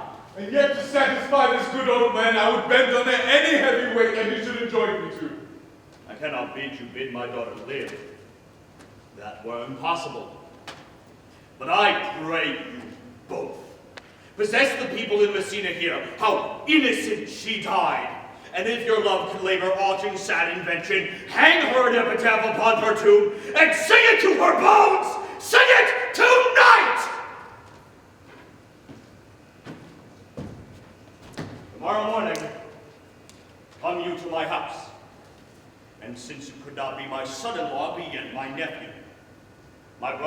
daughter, almost the copy of my child, that's dead, and she alone is heir to both of us. Give her the right you should have given her cousin, and so dies my revenge. Oh, noble sir, your overkindness doth through tears with me. I do embrace your offer, and dispose for henceforth of poor Claudio. Tomorrow I will expect your coming. I thank thee for thy care and honest pains. God save the foundation! And moreover, sir, the offender did call me an ass.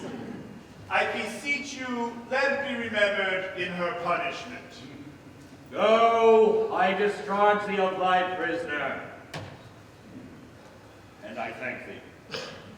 I leave an errant knave with your worship, and I beseech your worship to correct thyself for the example of others. God keep your worship. May your worship be well. God restore you to health. I humbly give you leave to depart, and if a merry meeting be wished, may God prohibit it. Come, neighbor. Until tomorrow morning, lords, farewell. We will not fail. Tonight, I'll mourn with Hero. Bring you these fellows on. We'll talk with Margaret how her acquaintance grew with this lewd fellow.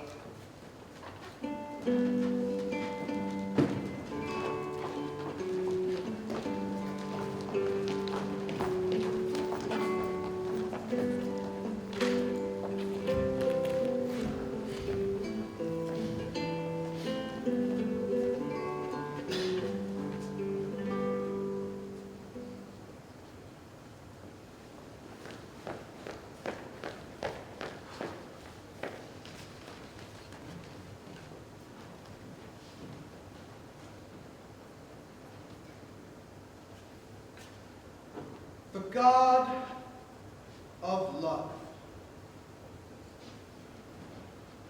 that sits above and knows me.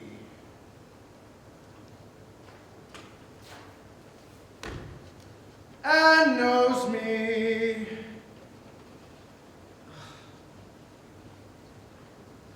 How pitiful I deserve. I mean insane. But loving. Leander the good swimmer. Troilus the first employer of panders, and a whole book full of these quondam carpet mangers, whose names yet run so smoothly, the even road of a blank verse, have never been so turned over and over as my poor self in love. Marry, I cannot show it in rhyme. I have tried. I can find no rhyme for lady, but baby. An innocent rhyme. For scorn. Horn? A hard rhyme. For school.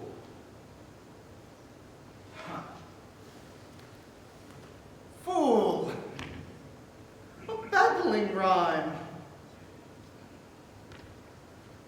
Very ominous endings. No.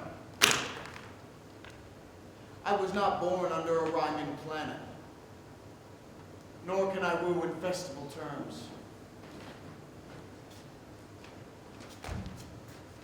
Lady Beatrice. Wouldst thou come when I called thee? Yea, Signor, and depart when you bid me. Oh, stay but till then.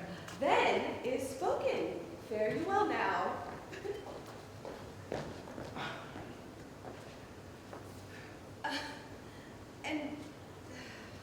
And yet, ere I go, let me go with that I came, which is with knowing what hath passed between you and Claudio. Only foul words. And thereupon I will kiss thee.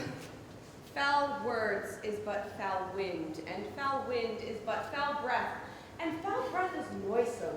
Therefore I will depart unkissed. Thou hast righted the word out of his right sense. So forcible is thy wit. But I must tell thee plainly.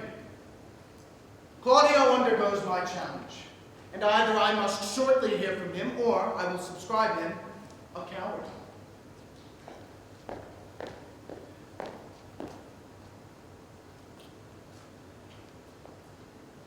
And I pray thee, for which of my bad parts didst thou first fall in love with me?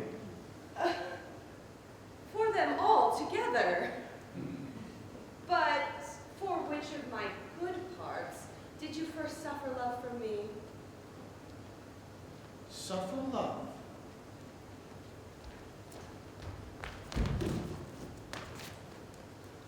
A good epithet. I do suffer love, indeed. For I love thee against my will. In spite of your heart, I think. Alas, poor heart. If you spite it for my sake, I will spite it for yours, for I will never love that which my friend hates. Thou and I are too wise to woo peaceably. But here comes one in haste. Madam, you must come to your uncle. It is proved my lady hero has been falsely accused. The prince and Count Claudio mightily abused, and Don John, the author of all, who has fled and gone. Will you come presently? Will you go hear this news, Signor? I will live in your heart, die in thy lap, and be buried in thy eyes. And moreover, I will go with thee to thy uncle's.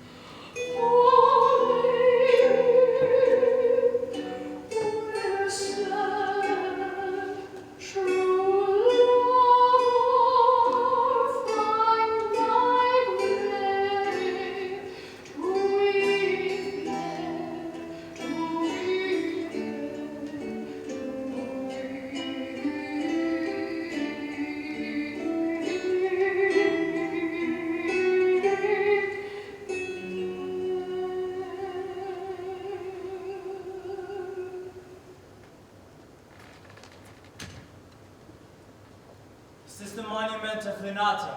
It is, my lord.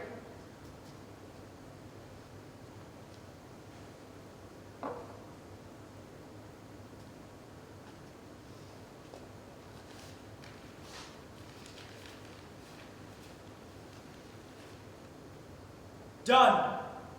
to death by slanderous tongues. Was that here lies, death and guerdon of her wrongs. Gives her fame which never dies, so the life that died with shame lives in death with glorious fame. Lay thou there upon the tomb, praising her when I am gone. Come, let us hence and put on to other weeds, and then to Leonatus we will go.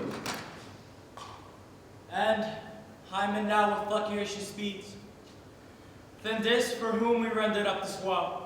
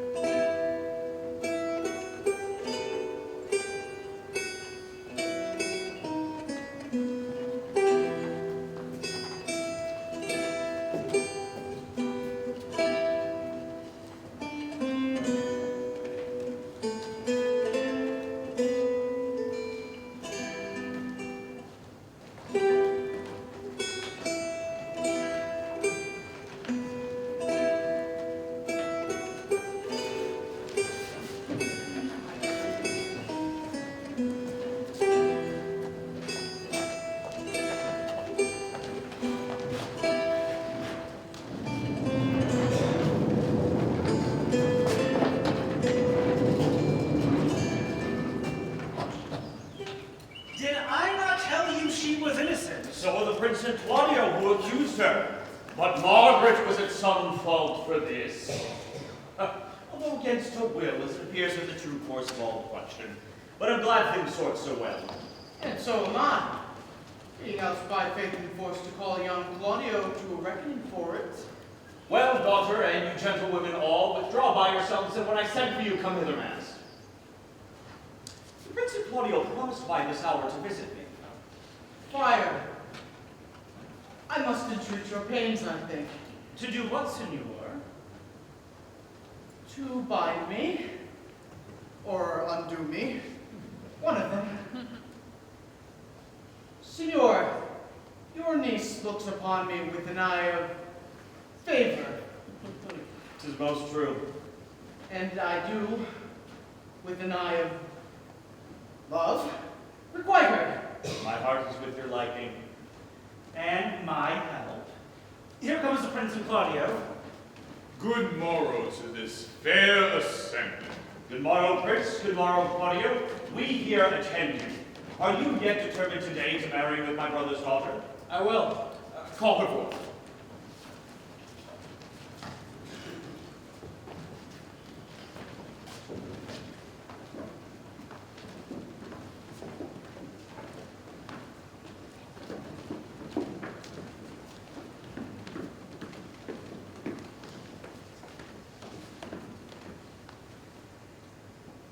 Friar is ready. Which is the lady I must seize upon? The same is she, and I do give you her. Why then, she's mine. Sweet, let me see your face. No, that you shall not, till you take her hand before this friar and swear to marry her. Give me your hand. By this holy friar, I am your husband, if you like it. And when I lived, I was your wife. And when you loved, you were my husband. Another hero? Nothing certain there. One hero died defiled, but I do live, and surely as I live, I am a maid. The former hero! Hero that is dead! She died, my lord, but whilst her slander lived. All this amazement can I qualify for when the holy rites are ended? Soft and fair, friar. Which is Beatrice? I answer to that name. What is your will? Do not you love me? Why, no. Aww. No more than reason. Why, then your uncle and the prince and Claudio have been deceived. They swore you did. Do not you love me?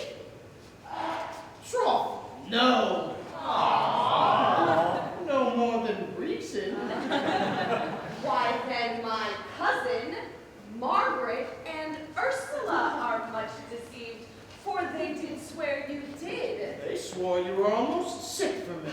They swore you were well nigh dead for me. 'Tis no such matter.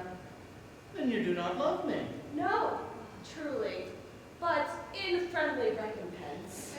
Come, cousin, I am sure you love the gentleman. And I'll be sworn upon that he does. For here's a paper, written from his hand, a halting sonnet of his own pure brain, fashioned to Beatrice. And here's another written in my cousin's hand, containing her affection onto Benedick. A miracle. Here's our hands against our hearts. Come, I will have thee. But by this light I take thee for pity. I would not deny you, but by this good day, I yield upon great persuasion. Come, I will stop your mouth. Come, we're friends. Let us have a dance ere we are married, that we may lighten our own hearts and our wives' heels. Strike up, pipers. My lord, your brother John is ta'en in flight and brought back to Messina. Think not on him till tomorrow. I'll devise thee a punishment for him.